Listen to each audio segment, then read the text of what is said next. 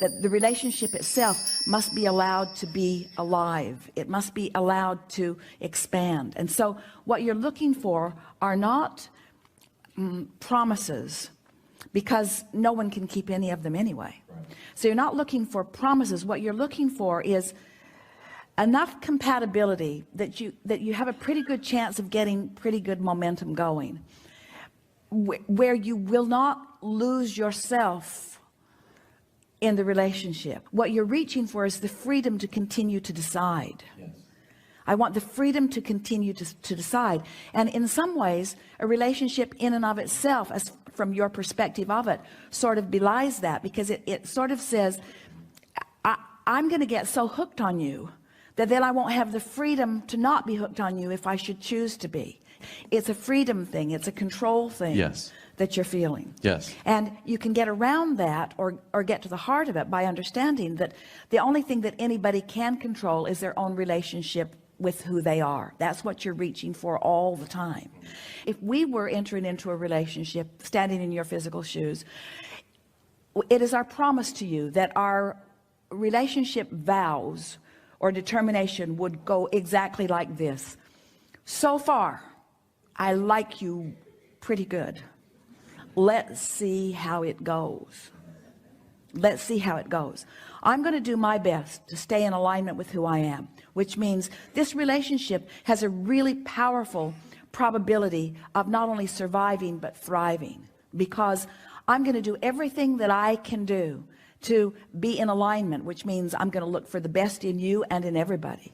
And I'm not going to talk hardly ever about things unwanted. And I'm going to keep myself so tuned in that I have source energy flowing through me, so that my capacity to love is going to be more than almost anybody you know, because it's going to be steady and consistent.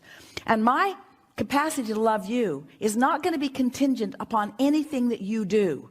I'm leaving you out of that part of the equation. I'm taking full responsibility for how I feel. And I'm going to practice it for a while. I've been practicing it for a while, and I'd like to practice it for a while with you, but I can't make any guarantees, because I want to be in alignment.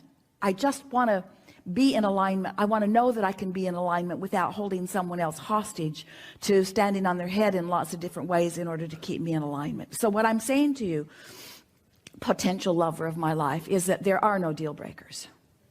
There are no deal breakers. There is nothing that you could ask of me that would break this deal, because my relationship with you is not about that. My relationship with you is about my relationship with Source. And you're really pretty.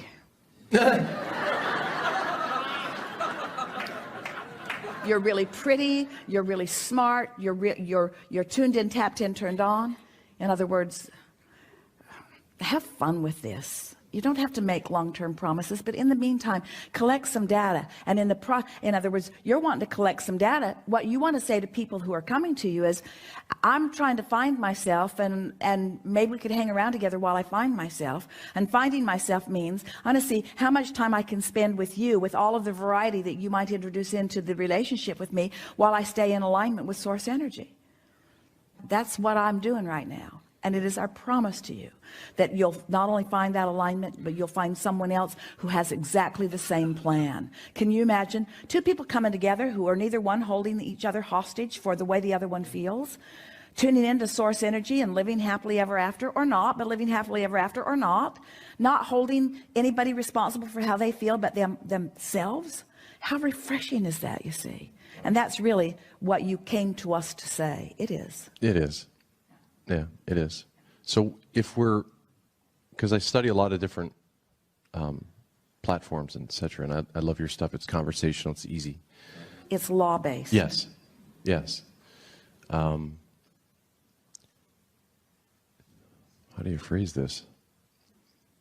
Is our purpose to awaken in the human experience to the fact that we're connected to Source, or is a purpose here to play with that we are Source? And what do you think is the distinction? Because awakening to the fact that you are Source is necessary before you play with Source. Yes. I guess it's more of a, what is the meaning of life kind of a type of question.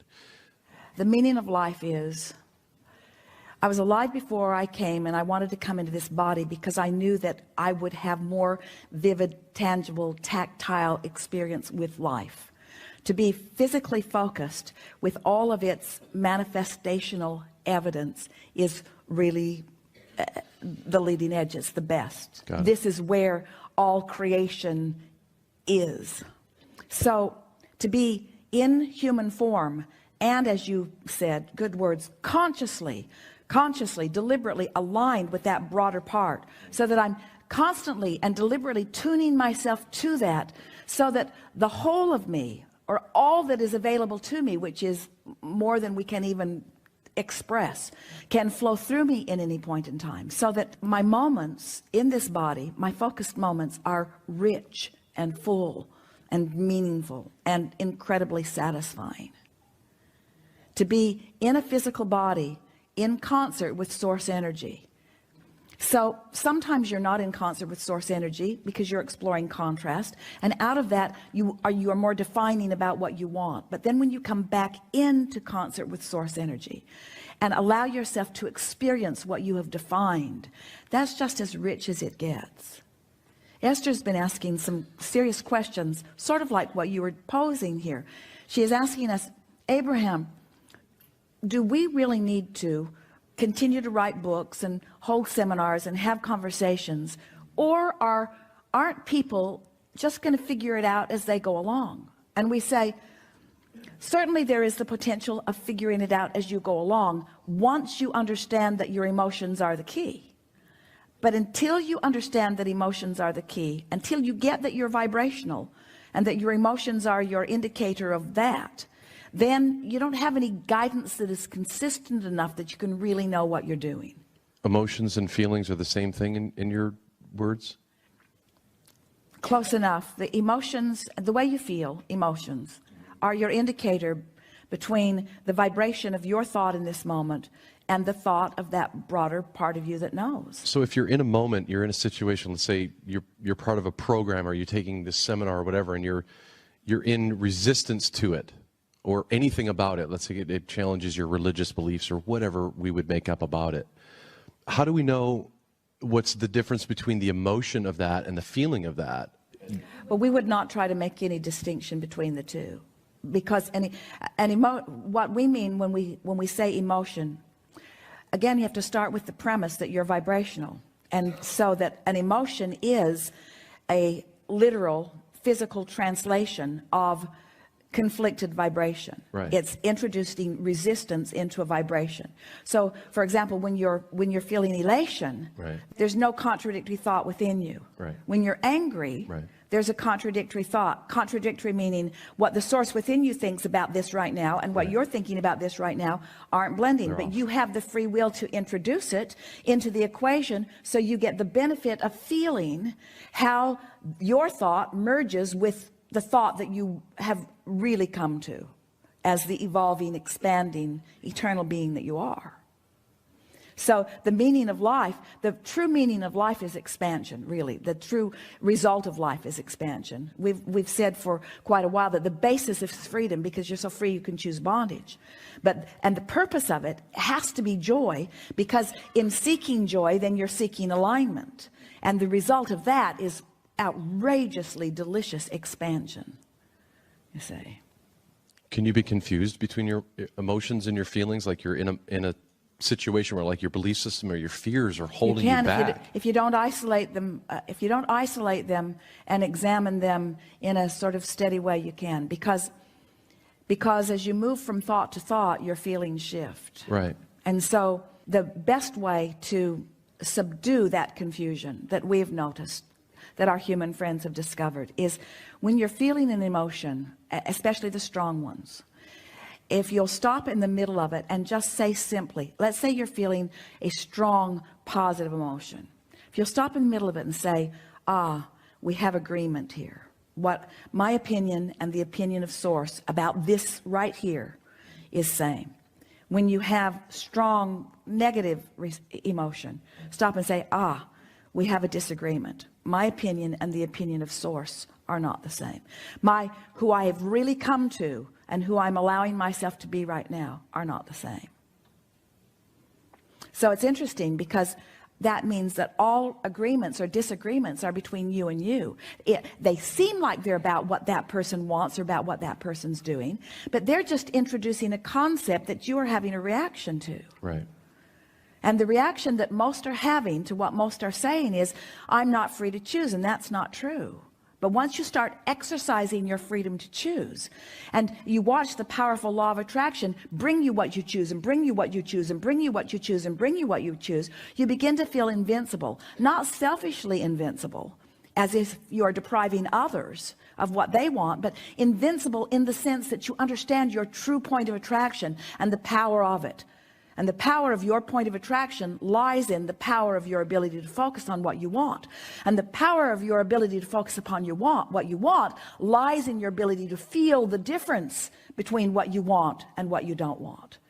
In other words, you want love. You want love. I do. You want love. So when you think about focusing on someone and loving them, you want that love. When you focus on losing them, or you focus on them not staying, right, or you focus on them being distracted or not loving you back, now you're focused in a way that the source within you is never focused. And we can see how it could be confusing, but we promise you, once you get a handle on your emotions, you'll never be confused again. You won't be confused about what you're doing, and you won't be confused about what anybody else is doing. When you see somebody freaking out, you just know they're not in alignment with who they are, and they might even be justified in not being in alignment. So this is the contradiction, like when you say the want, I want something, which is to me as I hear the inference of lack. I want that, therefore I'm not that. That's semantics, and we understand that, and the word desire might be a better word applied to you. But the reason that we don't mind the word want is because we all will continue to be wanting. Right. There will always be more for us to move toward. And as you relax into that understanding, because it's the premise of all expansion, then it's good. Yeah. So Right. create your vision of what you want, desire, and then sit in it as if you were already it, or the experiences are what you believe it will feel like. Well said. Exactly right. But So even though I'm not in a relationship, to be in a relationship in my mind with the person or how I would have it to be, or how I have her to be. Well, this is something that we would give to you that's a little different from that. Certainly that works. And if you're really close to knowing what you want and feeling pretty good about it, then that just accentuates. In other words, the more specific you get, the faster the energy moves. So if you're feeling pretty good, being more specific helps you. But if you're not feeling good, being more specific hurts you. Got it.